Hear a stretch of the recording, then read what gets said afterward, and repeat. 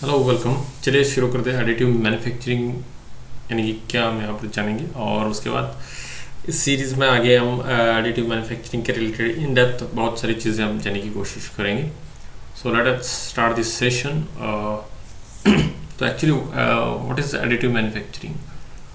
तो जहाँ पर आपको कन्वेंशनल मेथड जो है मैन्युफैक्चरिंग के आपको मालूम है, जहाँ पर आप मशीनिंग करते हो with the help of CNC VMC machines के द्वारा। अगर आपने मेरे प्रीवियस वीडियोस नहीं देखे हो तो जाके देखिए, वहाँ पर कन्वेंशनल और नॉन कन्वेंशनल के बारे में भी हम बिगिनिंग में बात कर चुके। तो नॉन कन्वेंशनल जो टेक्नोलॉजीज है उनके बारे में भी मैंने यहाँ पर बताया है।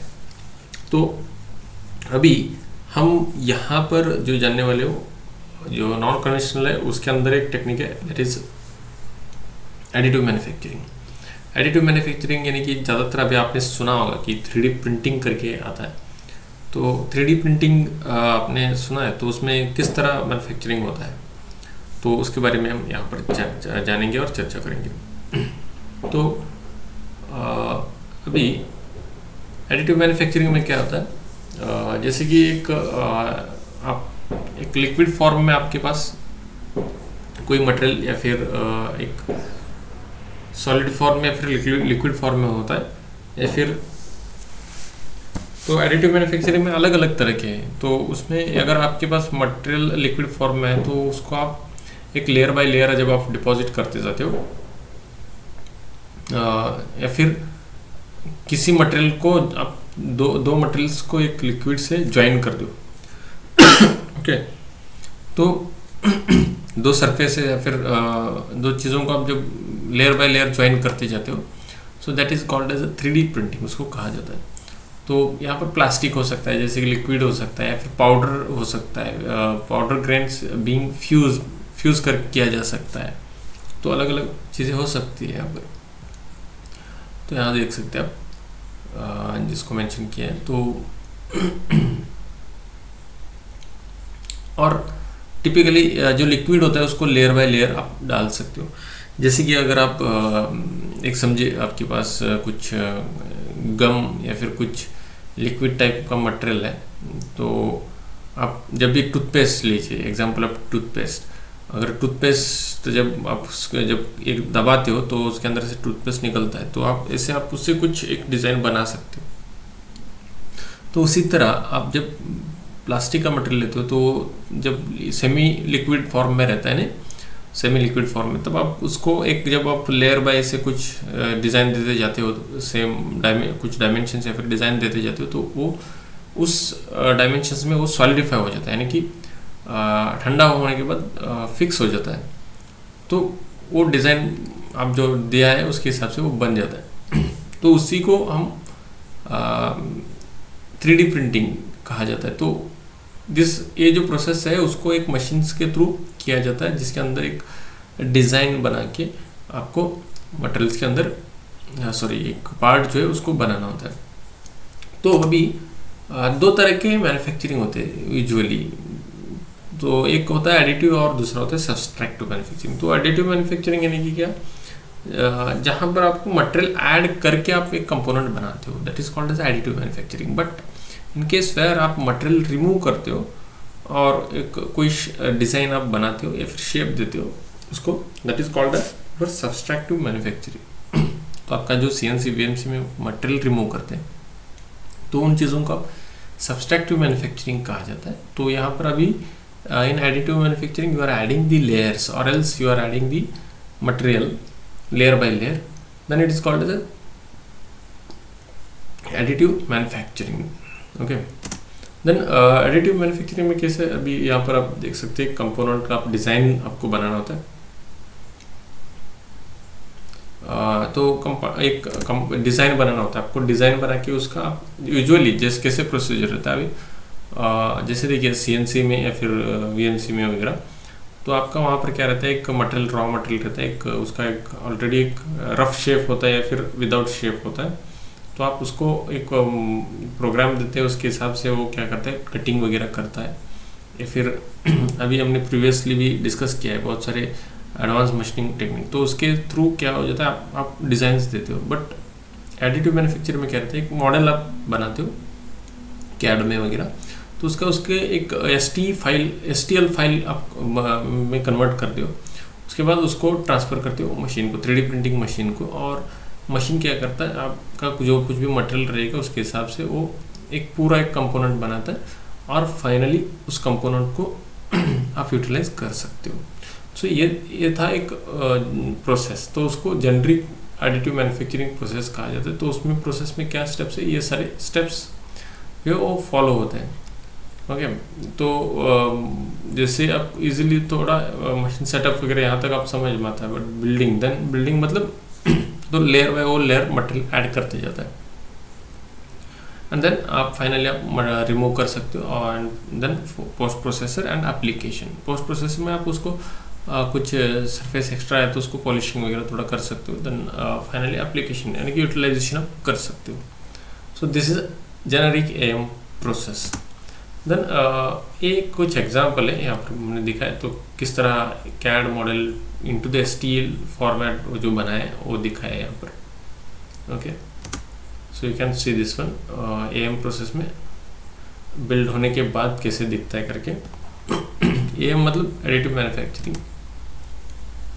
तो एडिटिव मैन्युफैक्चरिंग में अलग अलग तरह के मैन्युफैक्चरिंग प्रोसेस होते हैं। तो उसमें लिक्विड एडिटिव मैन्युफैक्चरिंग है, लेयर बाय लेयर है, तो अलग अलग बहुत सारे हैं। तो मैं अलग एक सेपरेटली उसका वीडियो यहाँ पर और एक नेक्स्ट वीडियो में जो है उसमें मैं मेंशन कर दूंगा उन चीज़ों को।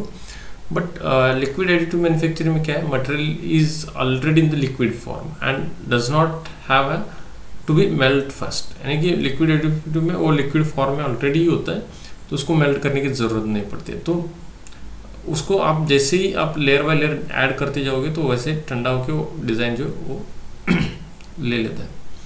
तो यहाँ पर बाकी का जो नॉमिनल प्रोसीजर है उसको यहाँ पर ऑलरेडी दिया है, आप पढ़ सकते हो उसको। तो ये जो टाइप्स है तो उसको मैं सेपरेटली एक वीडियो में डिस्कस करूँगा। देन इसको किस तरह एब्रीविएशन किया जाता है, तो बोला जाता है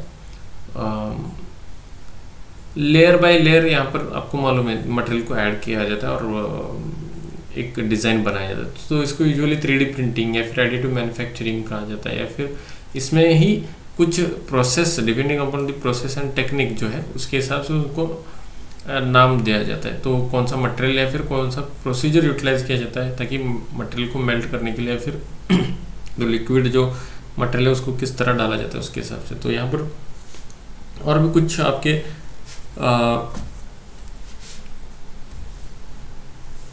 तो 3D प्रिंटिंग कहा जाता है, रैपिड प्रोटोटाइपिंग या फिर rapid manufacturing, LBM laser beam melting कहा जाता है, या फिर सिलेक्टिव लेसर मेल्टिंग। तो इन चीज़ों को हम कम्प्लीटली डिस्कस करेंगे। बट एब्रीवेशन जो है अलग अलग, LBM अगर यहाँ पर टर्म आया तो that is laser beam melting, या फिर SLM जो है वो सिलेक्टिव लेसर मेल्टिंग होता है।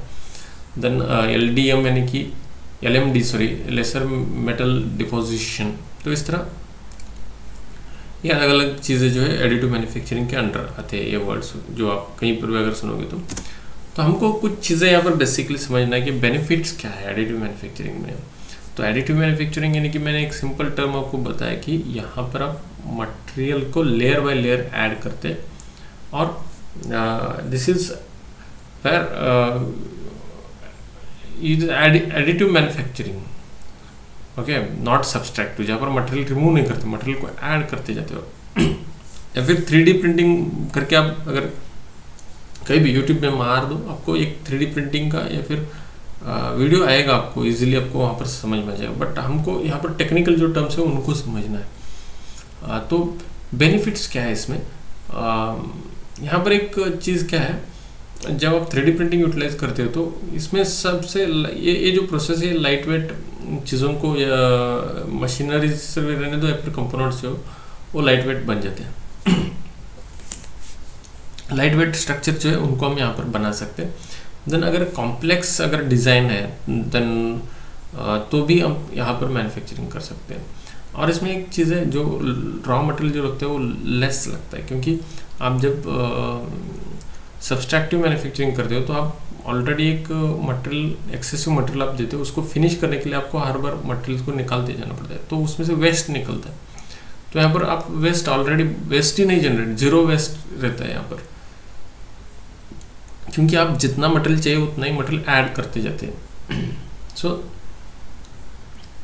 अप टू द 25% लेस, देखिए 25% आप यहाँ पर लेस मटेरियल यूटिलाइज करते हैं। तो यहाँ पर टूल्स नहीं रहते हैं, क्योंकि नोजल से आप मटेरियल को सिर्फ डायरेक्टली ऐड करते जाते हैं, तो उसकी वजह से यहाँ पर क्या नहीं रहता, टूल्स नहीं रहते। अदर जो कन्वेंशनल मेथड रहते हैं उसकी तरह यहाँ पर टूल्स नहीं रहते। No short production cycle, short production cycle time, यानी कि यूजुअली जब कॉम्प्लेक्स पार्ट आप जब किसी मशीन से बनाते हो नहीं, तब आपको पूरा प्रोसेस बनाने के लिए टाइम कंज्यूमिंग या फिर कॉम्प्लेक्स होने की वजह से आपको प्रोग्राम डिज़ाइनिंग, वो ये सभी चीज़ें बहुत टाइम कंज्यूमिंग होते हैं। बट यहाँ पर जो है कितना भी कॉम्प्लेक्स रहने तो आप with in short period of time आप इजीली मैन्युफैक्चरिंग कर सकते हो। तो उसकी वजह से आपका जो टाइम है वो कम्प्लीटली यहाँ पर साइकिल टाइम जो है तो वो कम रहता है। So these are the advantages, benefits of the additive manufacturing technology. Then अगर बेनिफिट्स है तो कुछ लिमिटेशंस भी हो सकते हैं। तो वो लिमिटेशंस क्या हो सकते हैं? देन यहाँ पर अभी एक यूजुअली जो पार्ट का साइज़ होता है, क्योंकि आप जब बड़ा साइज़ में अगर कुछ बनाना है, जैसे कि कुछ बड़े बड़े इंडस्ट्री के बड़े बड़े पार्ट्स होते हैं, जैसे कि बॉयलर, चिमनी वगैरह, तो यहाँ पर अभी बड़े बड़े पार्ट्स जब होते हैं ना आप बनाते हैं, तो कुछ चीज़ें जैसे कि रेलवे के अंदर या फिर कुछ बड़े शिप्स के अंदर जब कुछ चीज़ें बड़े होती है, कुछ बड़े इंजन्स होते हैं, तो उसके अंदर के जो पार्ट्स होते हैं तब आपको बड़े साइज़ में जब बनाना होता है तो उतने साइज़ का आप यहाँ पर बना नहीं सकते, क्योंकि कुछ सर्टन लिमिटेशंस होते हैं साइज़ के हिसाब से। यहाँ पर देखिए अभी part size limited to the powder में, पाउडर बेस्ड साइज अगर रहता है तो such as 250 mm for the standard powder system. Bed का साइज उतना ही स्टैंडर्ड होता है। तो और उसके बाद पार्ट डिज़ाइन,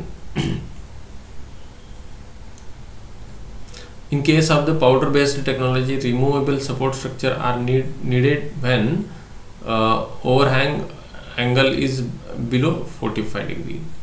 तो उसको हमको सपोर्ट होना चाहिए यहाँ पर। देन मटेरियल चॉइस जो होता है वो भी एक थोड़ा बहुत इशू बन सकता है, क्योंकि आप कुछ मटेरियल्स ही, स्पेसिफिक मटेरियल्स ही आप यूटिलाइज करके मैन्युफैक्चरिंग कर सकते हो।